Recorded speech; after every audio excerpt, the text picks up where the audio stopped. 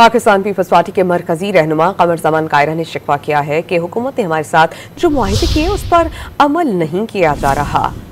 लाहौर में press conference में कमर जमान कायरा ने कहा कि जब से हुकूमत बनी है हमने पीपल्स पार्टी का साथ दिया। उन्होंने एतराफ़ किया कि आजकल हुकूमत से तलख गुफ्तगू हो जाती है, शिकवे शिकायत भी हो जाते हैं। जब से हुकूमत बनी है हर मौके पे पाकिस्तान पीपल्स पार्टी की क़यादत ने हुकूमत वक्त का साथ दिया। आजकल हुकूमत के साथ हमारी किसी वक्त थोड़ी बहुत तल्ख गुफ्तगू हो जाती है, गिले शिकवे होते हैं। वही एक मुआहदा रिटर्न फॉर्म में हुआ जिसके 25 पॉइंट्स है और वो मुआहदा सारे मीडिया को सर्कुलेट हुआ, बाकायदा उसके ऊपर प्रेस टॉक हुई, खुल के बातें की गई। उस मुआहदे पे पूरी तरह अमल दरामद नहीं हुआ, कुछ चीज़ों पे हुआ, कुछ पे नहीं हुआ।